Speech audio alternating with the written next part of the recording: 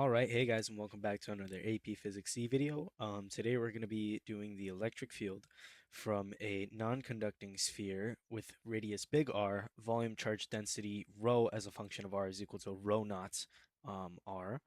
And we're going to find the electric field at a radial distance called little r, where little r is greater than 0, but is less than big R. So let's just jump right into it. If you watched the last video with uniform volume charge density, you're going to know that for this kind of scenario, we are going to need to use Gauss's law, which is Q enclosed, the enclosed charge divided by epsilon naught, is equal to the surface integral E dot dA. So what we're going to do first is we're going to take care of this left side and look at this Q enclosed. So really, whenever we're using Gauss's law, we need to think, well, what Gaussian surface are we going to pick? And in this instance, since we have a non-conducting sphere and we want to find the electric field at a radial distance, we're going to use a surface with a radius, right? So not a cylinder in this instance, because that won't give us the symmetry we want. We want something that would be kind of symmetrical and give us this effect where we don't have to do the calculus for this right side. So basically what I mean by that, I want the symmetrical effect. I want the electric field to point in the direction of the area vectors, right, of these little patches dA that correspond to the Gaussian surface. So in this instance, since we have a sphere, we're going to pick a Gaussian sphere. So this is our Gaussian sphere. I know it's a circle on screen, but if you could just visualize it as a sphere. Our Gaussian sphere needs to also be the radius little r, where we want to measure the electric field. It can't be bigger or less than that, because then we'd get an electric field at a different radius, right? We need the Gaussian sphere to be the same radius as the electric field point at which we want to measure, right? Since we want E as a function of r, we're going to measure at little r. So now continuing, now that we have that Gaussian sphere, we need to think, well, how much charge is that Gaussian sphere enclosed? And like last time, we're going to use the volume charge density in order to get there. So we have rho as a function of r, meaning we have non-uniform charge density. And rho as a function of r is equal to rho naught r. But we know by definition that Q total, I guess you could say total, is going to equal the integral of rho dV. That's an equation on your equation sheet. You should memorize that and use that, but I'm about to explain why that is. So when we had uniform density, when we had rho as a function of Q over, when we had rho as Q over V, rho as Q over V, if we multiplied rho by V, that would give us Q, right?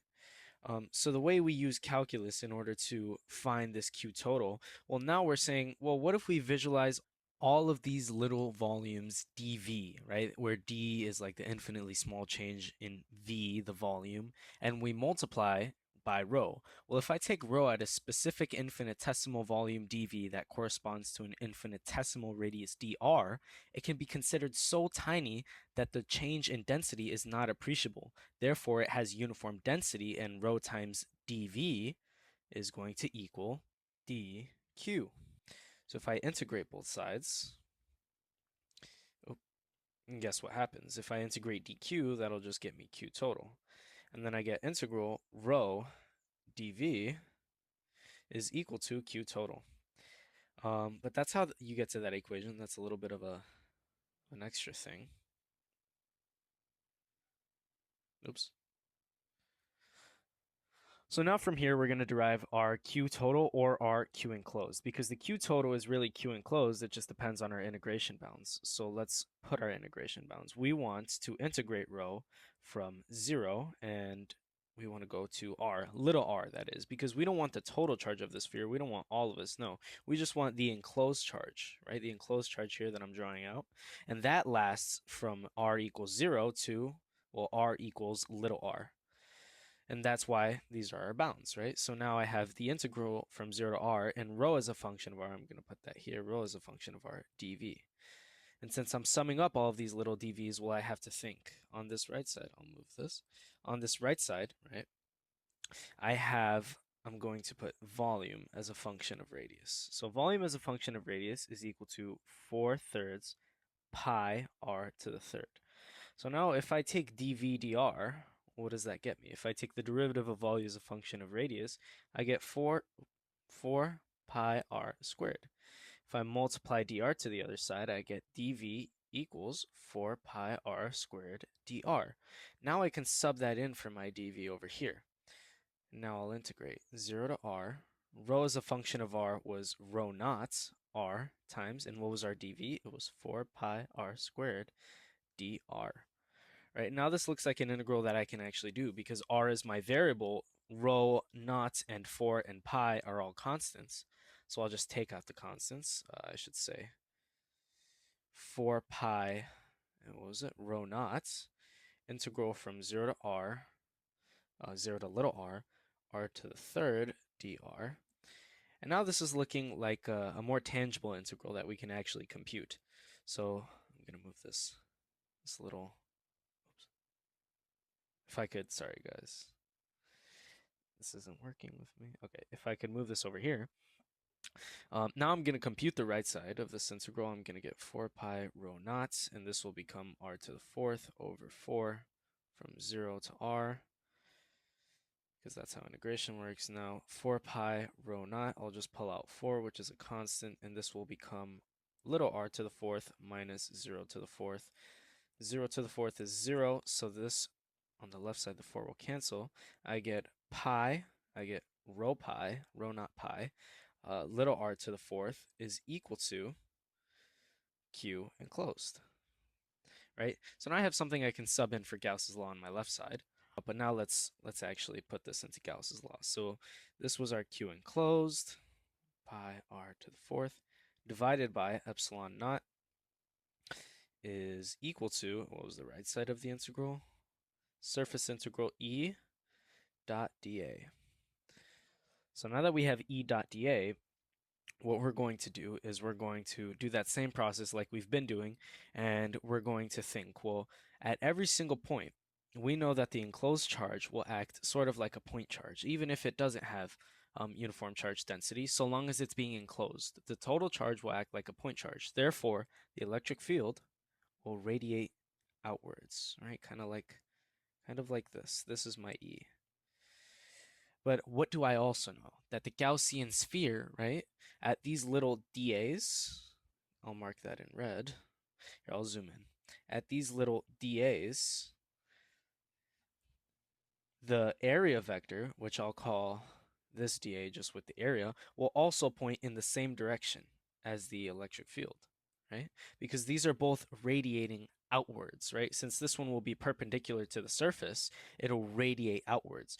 Therefore, since these two are in the same direction, the theta between them, theta E, I'll call that E and dA, is equal to 0.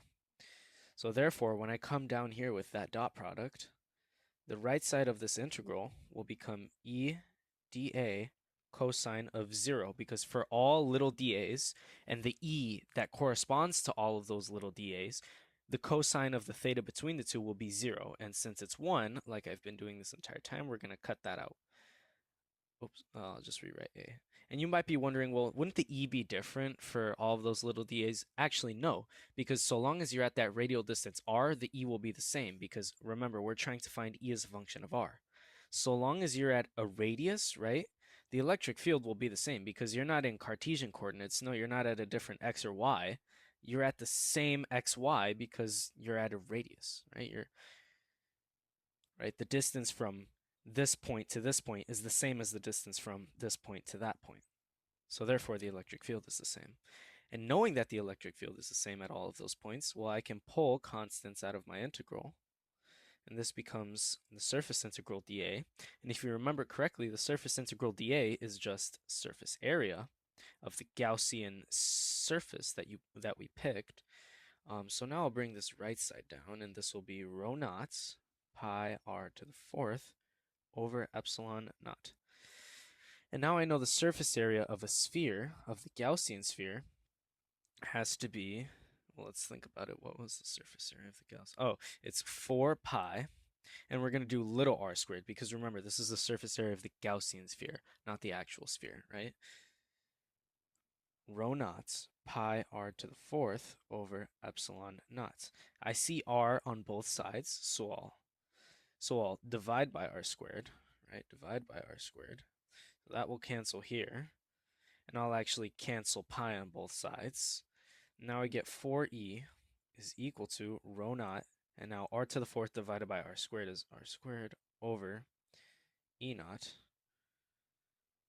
And now I'm going to divide by 4, divide by 4, divide by 4, and I get the magnitude of the electric field is equal to rho naught r squared divided by squared divided by 4 epsilon naught.